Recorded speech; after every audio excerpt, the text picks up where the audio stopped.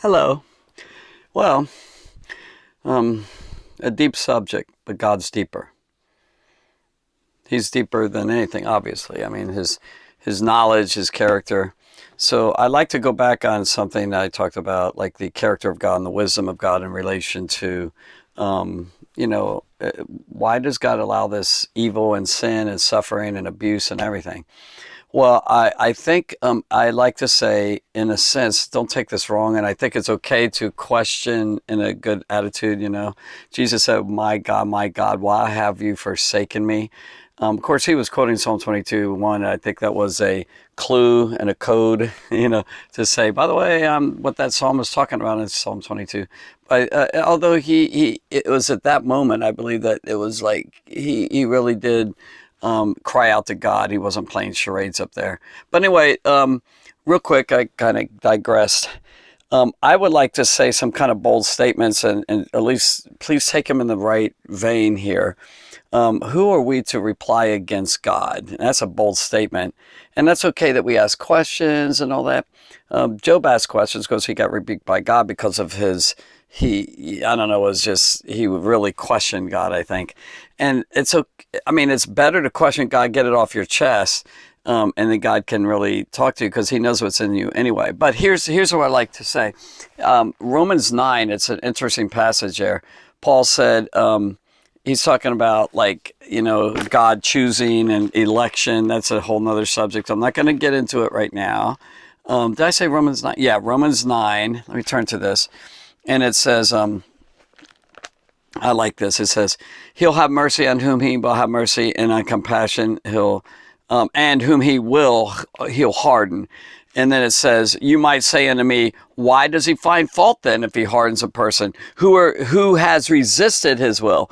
Then he says, listen, oh man, who are you that replies against God? Shall the thing formed say to him that formed it, why have you made me thus? Has not the potter power over the clay of the same lump to one vessel unto honor and another unto dishonor? He talks about the great patience of God. The fact is, really, God could have knocked us all off because of sin. He could have killed us an instant that we sin. So there's a lot of mercy and goodness and love of God. But I'm trying to get to something. I would suggest that God knows what he's doing. And if you have any question of which is a legitimate question, if you really want to think through this, why does God allow this? Why does God allow that? And I think it's okay to ask questions, but if you take yourself and then place yourself above him, like you know best, and I think it's wrong. Now you're accusing God and you're finding fault in him. Okay, you may still disagree with me and still say, well, I don't care what you say, Gordon. I think there's fault in God and he shouldn't be doing it. Well, let me ask you these questions real quick. Two areas, both wisdom and morality, righteousness and all. Let me ask you something. Are you going to suggest that your mind, limited that it is smarter than God, and that you can know that whatever his reasons are for setting up this earth this way, setting up the human race like this, setting up things where he doesn't intervene and stop all this stuff? Are you suggesting that you're wiser than God and smarter than God and knowing God? You may go, yep, I am. Well, I would like for you to take a really good look at anything about God. Let's talk about anything that he did, for example, the creations of God. Now, I am not a scientist, but I'm going to tell you right now, as far as I can tell, there is great wisdom in the mathematics, in the constitution of this earth, the balance of everything regarding gravity and the pull and from the moon and all this stuff, and it goes on and all layers and layers. And I know enough to know that this is way beyond human ingenuity, and that there's great wisdom in, for example, just a human anatomy, just stunning marvels. And I think that's in everything, whether it be the smallest things or the largest things, the stunning realities of the galaxies, hundreds of millions of galaxies with hundreds of millions and billions and trillions of stars. Or how about the smallest microscopic things? I've looked them up. I can't remember. It starts with a Q, U. The smallest things now.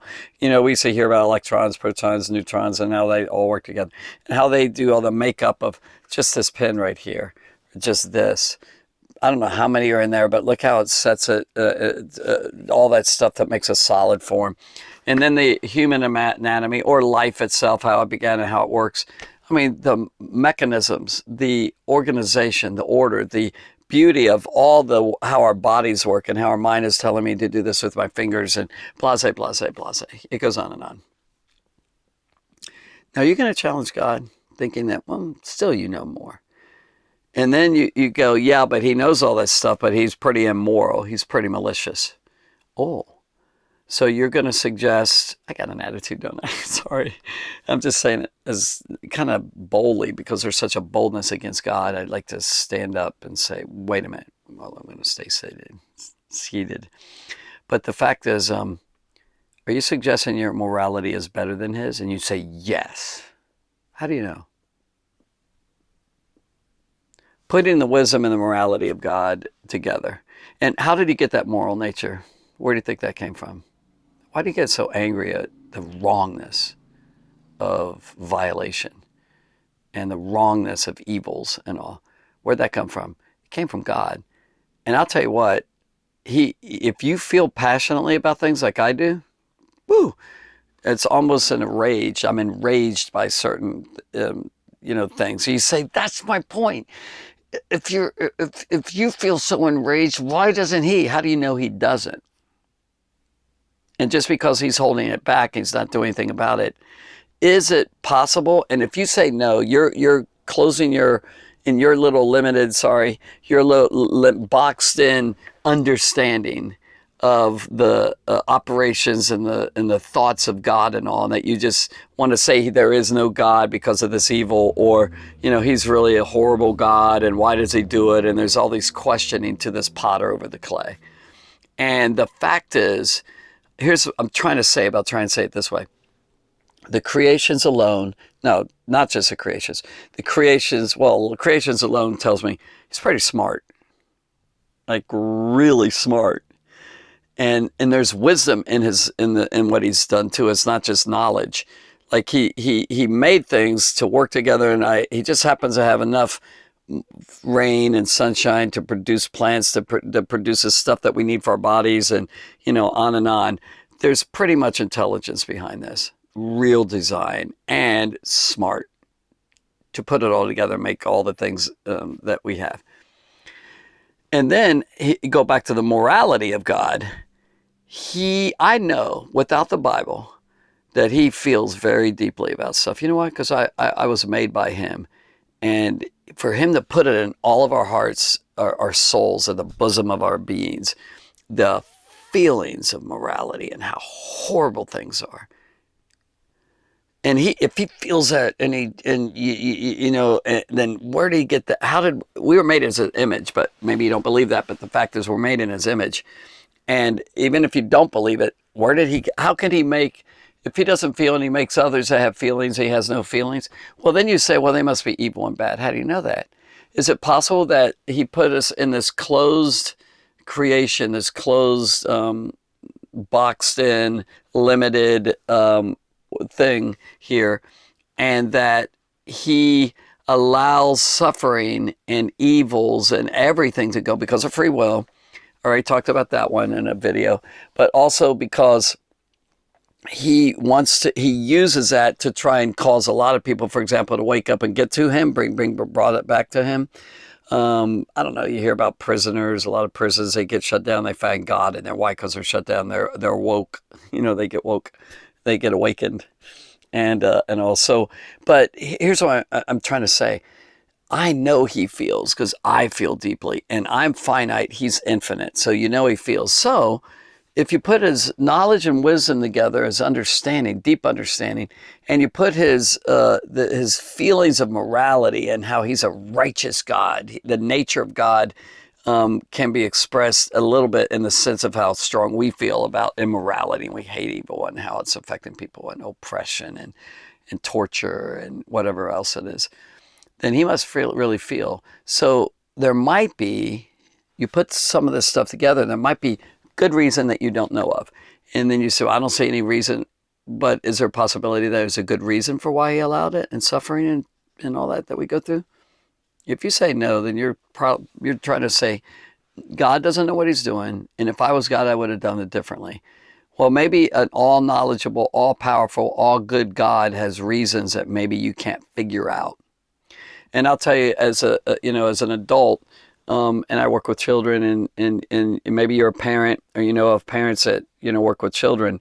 The kids don't understand why the parents do what they do. So I'm not talking about bad stuff and evil stuff and stupid stuff, foolish stuff that we adults do.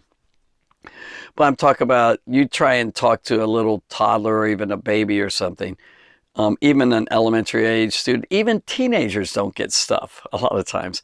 If you talk to them and really try and break down what it is, and I've talked to a lot of teenagers that just don't get the wisdom that I have about certain decisions and choices that they're making. They don't get it. It's like, a kid trying to drive a car without being able to see through the windshield, and you're saying that's where it's leading. They can't get it.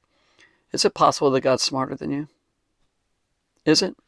Is it possible that he actually has good reasons for why he allowed the abuse and all that? Is it possible that that God's wisdom outshines and goes beyond yours? You say, but I can't see it. Oh, you're like that child in a car. You say, Gordon, that's just a cop-out, trying to make up for and justify this God who's really evil and really doesn't care. He's indifferent. I don't agree. He's not indifferent. I don't feel indifferent. I feel very passionate about stuff. And I think and I've given my life to Christ. I feel very passionate about his values and everything. But, a non-believer feels very passionate about very things. Atheists can feel a definite sense of morality and immorality happening and evils and all that. And there's of course, we could talk about, well, where did the evil come from and how can you know it, the cognizance of knowing stuff. And I think he's a source of all of it. And it's not just a God of the gap theory, trying to figure out that there's a God. So since we don't know, that we just say God did it. No, I think there's logical reason for it, design for it. I hope I'm not fumbling too much around in my words, but I'm suggesting one more time that he's very wise. He's very, very wise. And it's proven in everything, really. Everything about God is wise. Even the wisdom of the cross and how he chose that to become a stumbling block and all that, for those who are adamantly against him. I mean, it goes on and on. But the wisdom of the creations, just that alone, and that's in there, and the sense of morality that I have within myself indicates that this creator has great wisdom and great morality. And if he's not doing something, it falls back under the wisdom that he must have a really good reason for it. Good reasons. And I just don't want you to stand before God now and point your finger, or like someone did just recently. I saw him put his middle finger up to God, to the sky, towards him, and just F you, to God. I saw him do it. He has no clue what he's talking about. He's just mad at God and all. So I just want to encourage you to realize that maybe he's smarter than you think he is, and maybe he cares deeper than you think he does, and maybe there's reasons with both of those things that he's really holding off, and he's going to allow stuff to happen. Again, if you're going to say, no, that's not true, then you basically are saying, I'm better than God or I'm smarter than God. You better be careful about that. You could be wrong. Thanks for listening.